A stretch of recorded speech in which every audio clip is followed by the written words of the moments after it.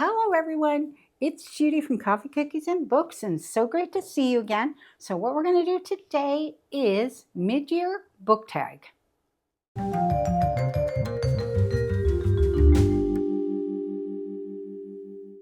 So, I thought that it would be fun to do a mid-year book tag. Now, last year I did something a little bit similar, but it was kind of like my first year, right? And now I'm well into my second year. So I'd like to do this pretty much every year. And so I watched a few booktubers. They had lists of questions. So I took the ones that I like the most and I came up with 14 questions. And I thought what we'd do is we go through them. I've pulled all the physical books that I needed to pull for this because I thought that would be more fun than just popping up the covers, which I normally would do. So I wanted to make this, because I wanted this to be fun. Plus, we're going to talk a little bit about covers. So I thought, well, you know what? If I'm going to pull for one question, I might as well just pull them all. So I went ahead and did this. So 14 questions. That's what we've got. We're going to get started. The first question is, what was your best book so far in 2026? I had quite a few. I had a lot of 5-star books.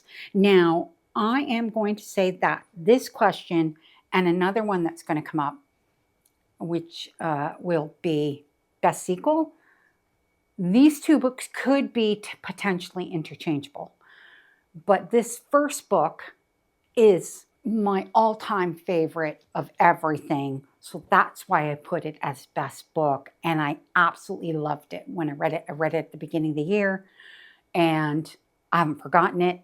And can't wait to continue on in the series. And it is The Gate of the Feral Gods by Matt Dinniman, which is book 4 in the Dungeon Crawler Carl series. The reason that I put this one first is because I felt that this book made a huge impact in the overall story for me. So it wasn't just the fact that I loved it and it felt like a Dungeon Crawler Carl book.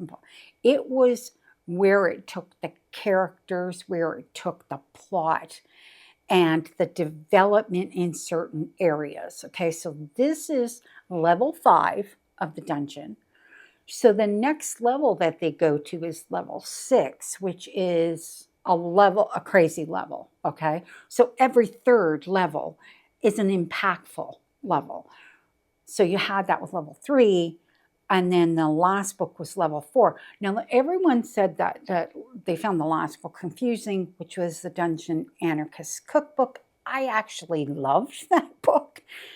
And I think it was the chaos, but it was also what transpired between all the crawlers. And that chaos, I felt, was still continued in the theme of this book. And it built on what it was building up to as far as all the crawlers were concerned. So this was primo. Loved it.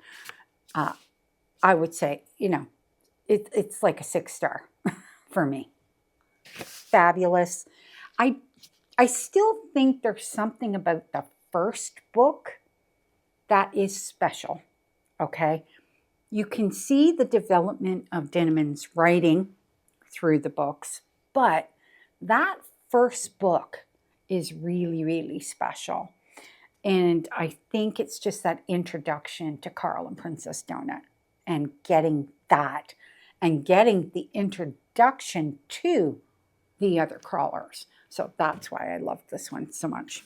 Anyway, that is what I would consider to be my best book of 2026. Okay, next question is your worst book of 2026. Now, again, there's going to be another question that's going to come up that talks about disappointments. To me, they could potentially be interchangeable. However, there's a reason that I felt this was the worst of the two. And that is because I didn't care for the story and the plot. And that is The Right Move by Liz Tomforty.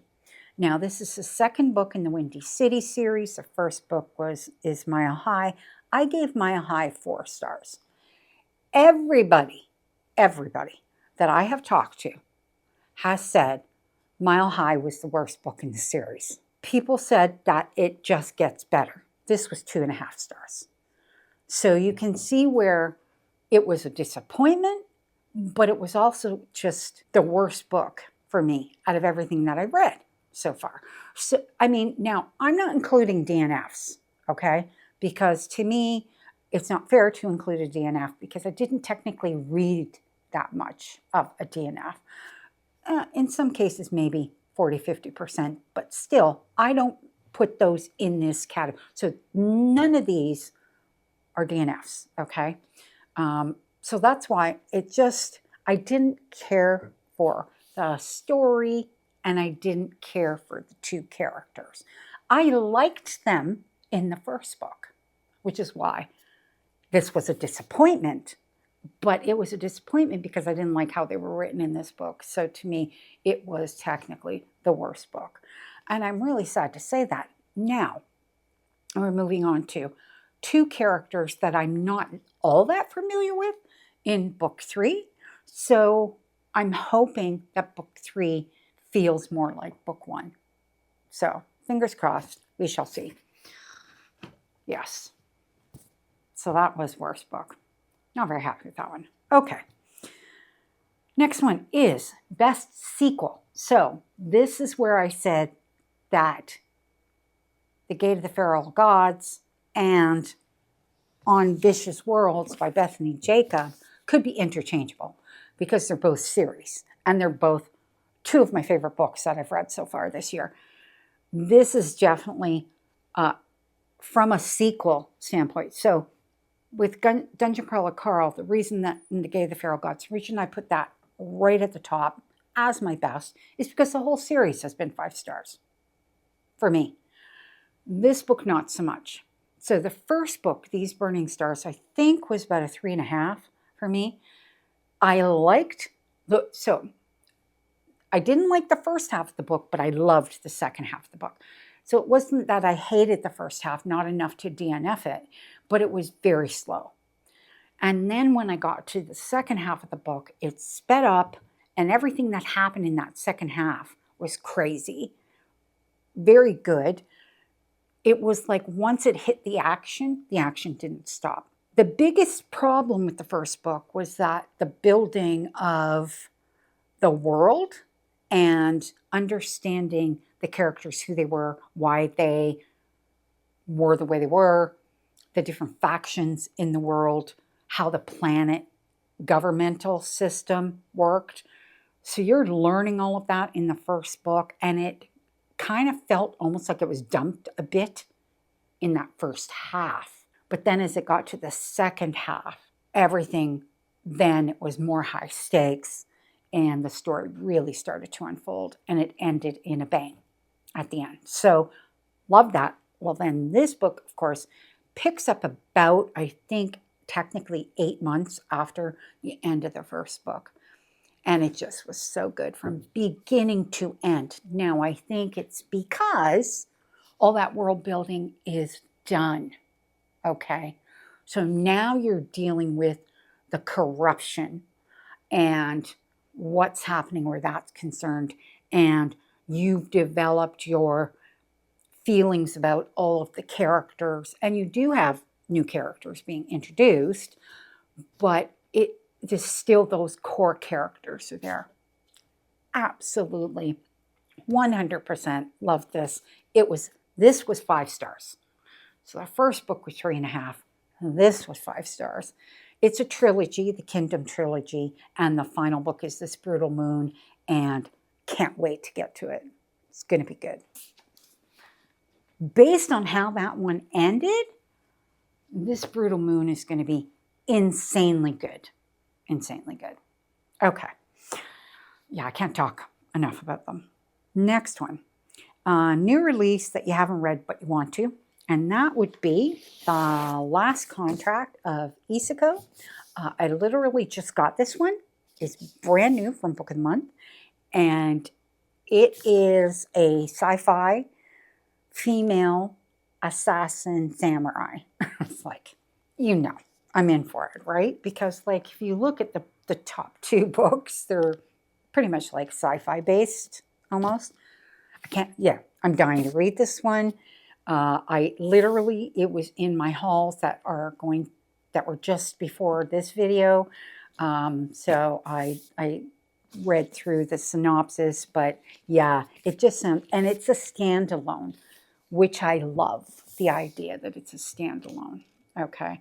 So, series are great. I think series work really well for fantasy, and then kind of those interconnecting series for romance work really great. But I think with science fiction, it's got to be a short, like either a standalone or a bit shorter. I think that Dungeon Crawler Carl is kind of the exception because each book is a separate level. So you feel almost like you're jumping into a new story. Yeah. Anyway, I can't wait to read this one. Super looking forward to it. Very much so. Okay. Next is most anticipated new release for the second half of the year. So I have 4 of them, okay? So I've pulled them up here. The first one is A Trade of Blood. So this is the 3rd book in the Shadow of the Leviathan series, an Anna and Din mystery series from Robert Jackson Bennett. So the first book was The Tainted Cup, and then the second book was A Drop of Corruption. So A Trade of Blood is book 3. And each book, while it's the same world, each book is a new story. And I positively loved the first 2 books. Although I will say, I think I enjoyed the second book more than the first book, simply because I felt like I really knew and was really attached to Anna and Din, who are your 2 main characters. So absolutely love those. So that's that one. Then the next one is a Map to Murder.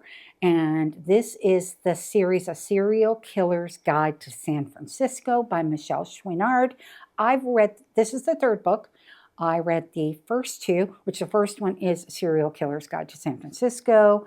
And then the second book was A Tour to Die For. So this one is A Map to Murder.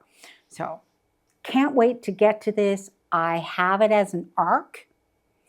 And I'm going to be doing something special with my ARCs and my Kindle Unlimited. So it's going to be a little bit of fun, but that is an ARC that I have on deck. And that isn't coming out until September. Trade of Blood is coming out in August. So let's see, Trade of Blood is August 4th, and A Serial Killer's Guide to San Francisco, A Map to Murder is September 22nd. Okay, then the next one is The Secrets We Hide by Karen Slaughter. This is the 2nd book in the North Falls series. The first book was We Are All Guilty here, and I loved that one, so can't wait to read the second one in the series, and that is coming out on August 11th. And then the last one, the 4th one, is a romance, and it's called Never the Same by Brittany Sahin. And it is part of the Delta Shield Security series. So this is the 3rd book. And so every book is a different couple, but it's the same security company that these people work for. Usually one of the main characters will work, whether it's the male or female. It's not always the guys. Sometimes it's the ladies that work for these security companies. And Brittany Sahin's writing is so good. All of her books have a very high stakes romantic suspense feel to them.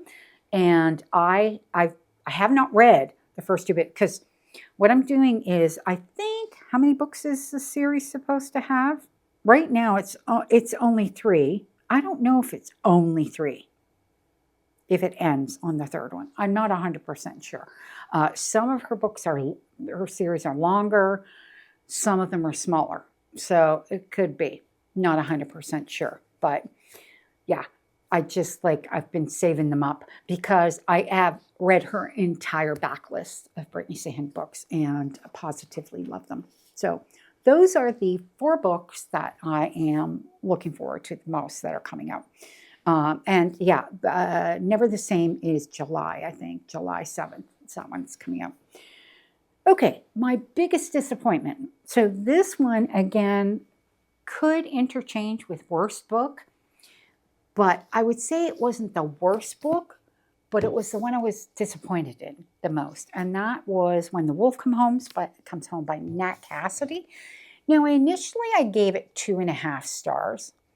Upon reflection, it probably could have been more like a 3. It just had too many almost plot holes for me. It was like I was reading through it and things were jumping all over the place, and just some of it was a little far-fetched. Okay, it started off fabulous, and I think it got to about the 30% mark before it went off the rails for me. So that's what disappointed me, but I didn't hate it. So I wouldn't say that it was awful. It just, yeah, it was a 3. But I with everything that I had heard about it and people that love Nat Cassidy's writing, and I'm like, I will try another book for sure. Because it could have just been the plot and everything. Didn't hate his writing, nothing like that. It just, I felt that this, yeah, it just didn't make sense to me. And even right to the end, I was like, yeah, that just didn't do it for me. So I was kind of disappointed with it, unfortunately. Yeah. Okay, the next one is the biggest surprise. And I will say I didn't know how I was going to feel about this particular book. And based on the book that I bought at the same time, which I will explain in a minute, and how I felt about that one, I wasn't really sure about this one. And that is The Invisible Life of Addie LaRue by V.E. Schwab. Now, I bought this when Bury Our Bones in the Midnight Soil came out, okay? And I read Bury Our Bones in the Midnight Soil shortly after it came out. I read it. And surprisingly, liked it quite a bit. I think I gave it a 4, 4.5, something like that. But it wasn't quite a 5-star for me. And it was kind of the historical part of it and the beginning of that book. But I'm not a huge fan of historical books. And that is how this one starts. But this was just so good. I loved the entire book. This was a 5-star for me. It surprised the hell out of me that I liked it, okay? Because it wasn't fast-paced. It was just a beautiful story. Beautiful story. And yeah, I loved all the characters in the book. It just really, really, I can say, without a doubt, it was my biggest surprise, okay? It didn't top my best books, but it came pretty damn close, I will say, for sure, okay? So, yeah.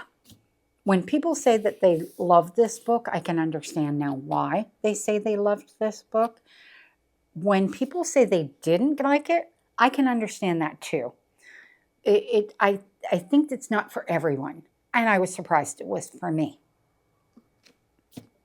Complete honesty there. So, okay, so what we're going to do is we're going to take a little bit of a break. We are halfway through our questions, and I will be right back with the rest of them. Okay, we're back. We're back. I have my coffee. We're ready to go.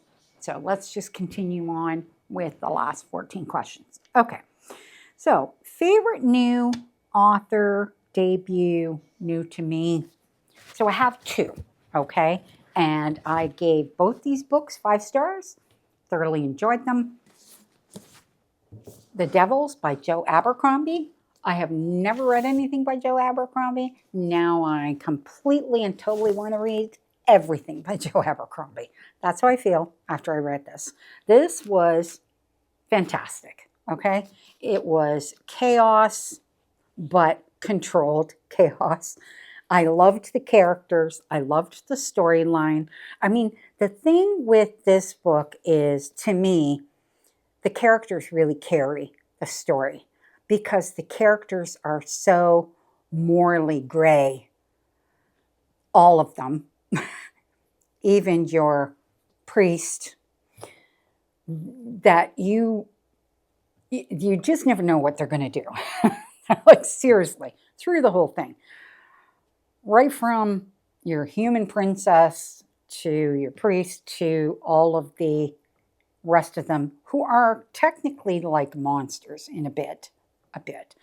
So I loved this book. Now, from what I understand, he's writing I don't think it's necessarily a series, but I think it's going to be like about the same characters with new story, new situation. That's what I've heard. I really am hoping he will do that because this is definitely one of those instances where you could do that. Okay, this story is finished, but there's so much more you could do with another.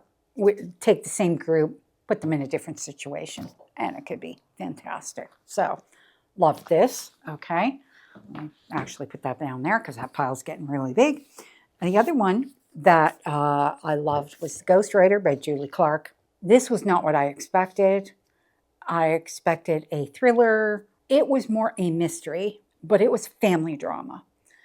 But how it took the main character and the growth she went through in the book was fantastic. And then how the story itself developed and how the mystery developed, even though at the end, the solution is not perfect, okay? But I didn't mind that so much. It's like you kind of, it just still worked. It worked for me, okay? And I loved it. Just 5-star read for me as well. And I would highly recommend it to anybody who really like this was not a fast-moving book, but it just had such an emotional tug to it in her relationship with her father, his history, what happened to him. It went and it did the past-present type thing. So you were seeing the build in the past and the build in the future. And I loved it. It was fantastic. And I would totally 100% read another book by Julie Clark. Never read anything from her before. This was my first. So, fantastic book. Okay. Next one is newest fictional crush. So, listen, dudes, I'm too old for crushes, okay? But I like characters. So one of my favorite male characters is Captain Jim Holden from the Expanse series, which is, again, science fiction, but it is a series. So I pulled the last book in the series, which is Leviathan Falls. I am currently, right now, reading Nemesis Games, which is the 5th book in the series. I have all 9 because it is so good, but my favorite character is Jim Holden, the captain. I absolutely love his character so much. And so it's like, because he's not perfect and because he makes a shit ton of mistakes, okay? And I love that about him. But at the same time, it's like, I think kind of a little bit, when I think of Jim Holden, I think of James Kirk from the Enterprise. So it's like, you know what I mean? So kind of that feel is what I get. And again, he's not young, he's older, he's seen a lot, he's done a lot, and just, yeah, it's like, and I love the series so much. And so far, Nemesis Games is fantastic. I think I am almost halfway through it. All the books are about 500-600 pages, like in around there, and I am almost halfway through it. And it's just so freaking good. Oh my God. Anyway, that's the closest I get to a crush. I do not crush on anybody, even in my romance books. It's just, I just don't, you know? So, yeah, one of those things. Okay, new favorite character. My new favorite character is Roger from Operation Bounce House, and Roger is a robot. Well, he's like a sentient AI. He's way more complicated than a robot. But Roger's character, like, I loved all the characters in Operation Bounce House. Thought it was fantastic. But what really did it for me where Roger was concerned, and it's kind of like, I guess he's kind of your AI robot version, AI tech version of Princess Donut from Dungeon Crawler Carl. He's a robot. He doesn't feel affection, but he cares for Oliver and Lily, who he was technically their nanny, as well as the tech robot that helped run the farm.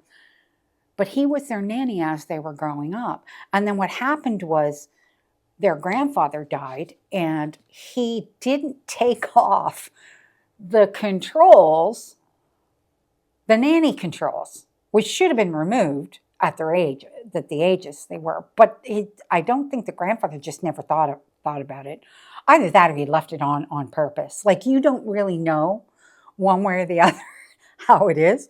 So Roger, while the situation in the book is very serious and the situation they're in is very serious, Roger is comedic relief at times, like major comedic relief, as well as your combat ready tech guy robot that really works with them through the book.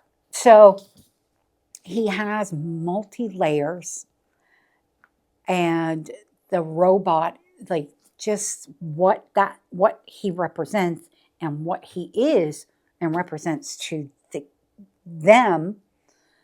Yeah, it's just fantastic. I love the character so much. So that's this one. Yes, so good.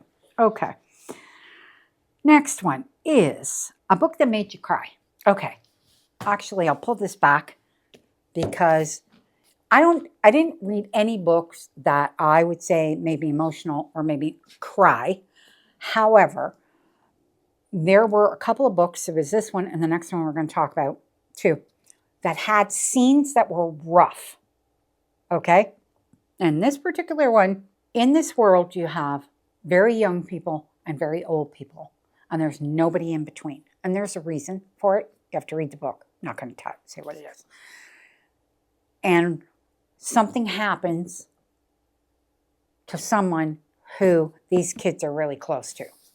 And it was a rough thing, and then it actually affects how they are and the things they feel throughout the rest of the book when that occurs. So that's, yeah, it was rough. It was rough. So similarly, this book, All That We See or Seem by Ken Liu, had the same thing happen. There's this point where Julia,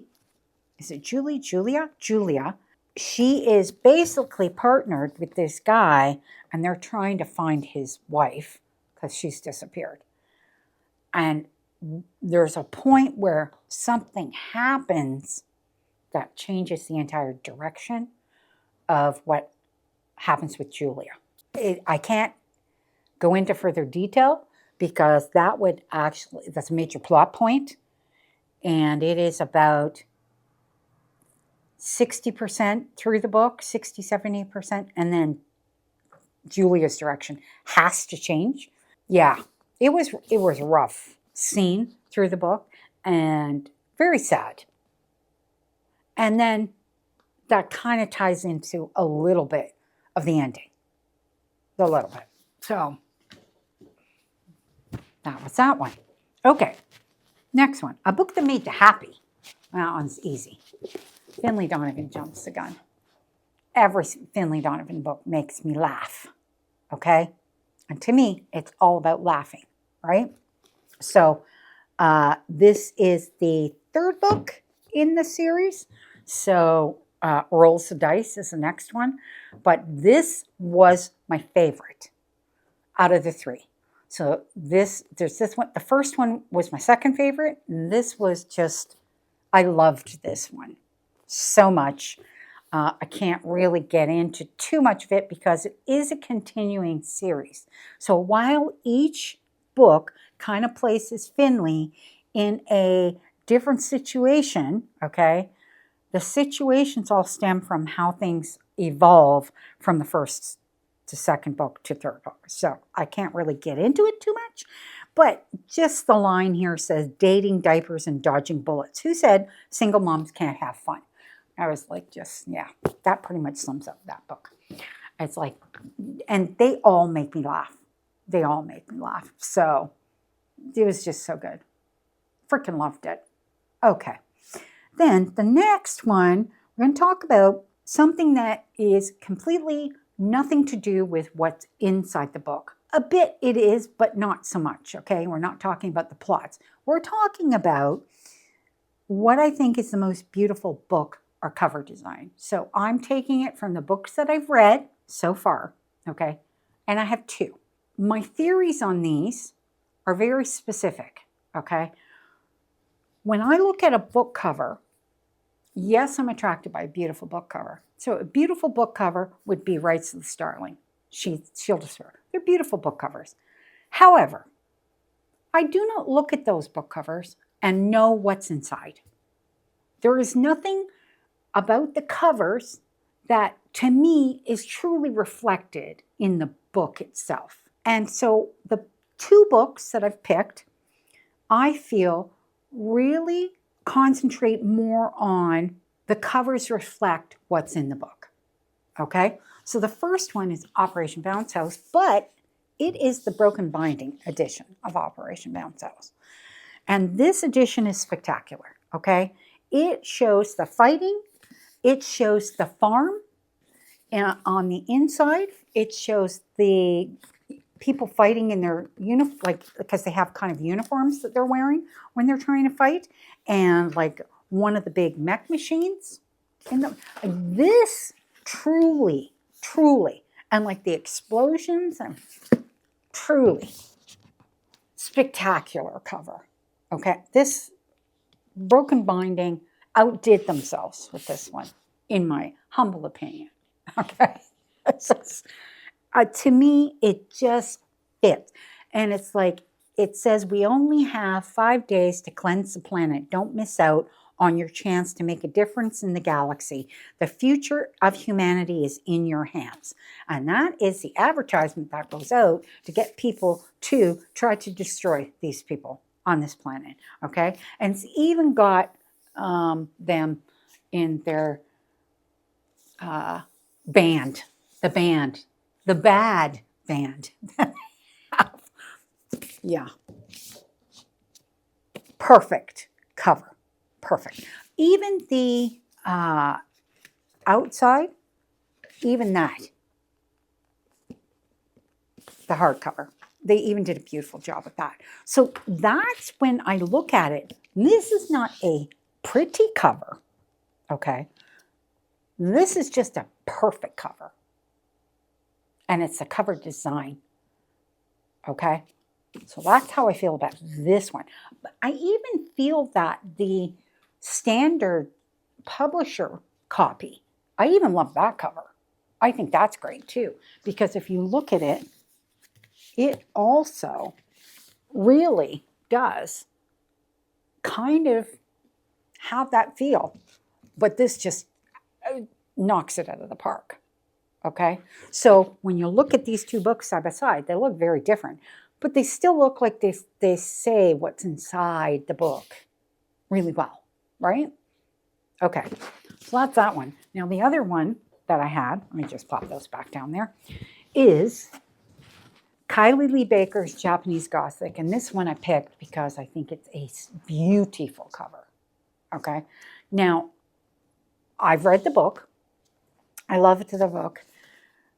I think that the cover perfectly, again, signifies what's in the book. It has the Japanese feel, the gory feel, like like you see, like it feels like blood, but it feels very ghostly. And that's the whole story. Is very much this setting was in my mind throughout the entire story. That's what you're seeing in your mind, because both past and present, they are in this house. That's why I think the cover is so perfect. And I think the cover is absolutely beautiful. I think it's a gorgeous cover. I love the way it's done. I think it's fantastic.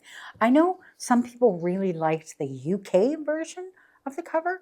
I didn't particularly like the UK version. I felt this one was better. Just my opinion, but yes. Okay, so we're nearly there. Last question, and that is books you're prioritizing for the end of the year. So I have, I do have my series wheel, and I'm doing a lot of that, but they're not priority.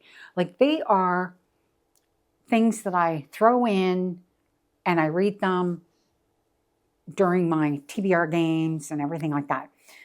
But the ones that are top priority for me are from the Goodreads Choice Awards. I created a challenge, and the challenge was 5 different categories, 5 books from each category. And I have read almost all of them. There's 3 that I'm reading in the month of June. Well, 2 that I've already completed, which would be Silver Elite and what's the other one? Memory Collectors. Okay, so I have already read those. And then the third one that I have picked out for June that's definitely going to get read is Brigands and Bread Knives by Travis Baldree. So those 3 are basically in what I consider to be my done pile. So that leaves me with 7 more books that I have to read. So I'm just going to list them.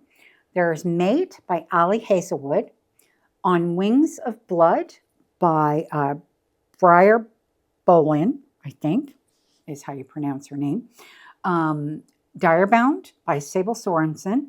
Accomplice to the Villain by Hannah Nicole Mayer. The Once and Future Me by Melissa Pace. Of Monsters and Mainframes by Barbara Truelove, and I really, really, really want to read that one. And Not Quite Dead Yet by Holly Jackson. So those are the 7 books that I have left to read that will be a priority to finish by the end of 2026. Now, as I only have 7 and I only have 6 months, well, technically 5 months, because I would not want to have to read any of these at Christmas. So I'd like to just do Christmas stuff at Christmas. So, and I will not be reading any of them in July and August.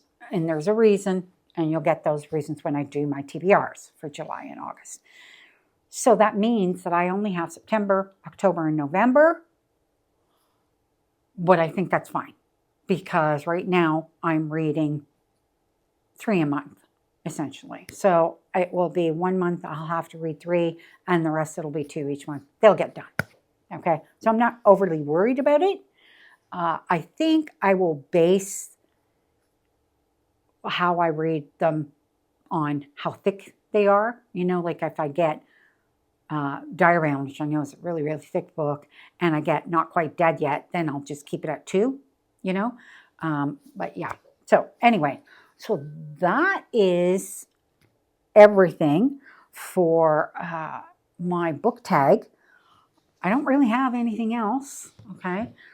I don't know how you guys feel about all that. This is everything I've read. Now, I had a ton of 5 stars. I can't remember exactly how many, but I've had at least 15 5 stars. So I've had a lot of really good reads so far in the first half of the month. And June, I think I've had one already, 5-star. So, you know, my reading is going really well. I haven't had a ton of DNFs. I think I've only had 3. So again, not too bad. And I haven't really had anything under 2.5. So not really anything majorly. Like The Right Move was 2.5. So it sat right in the middle. And that was my worst book of the year.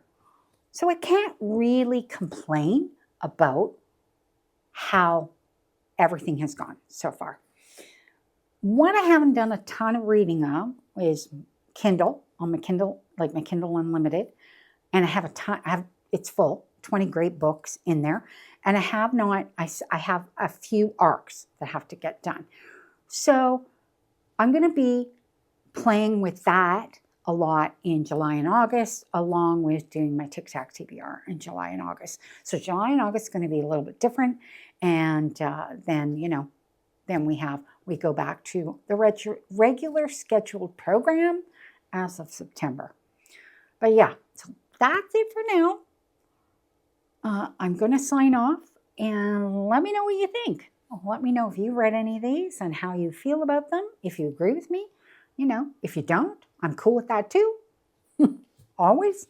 And yeah, that's it for now. And we will see you in the next video.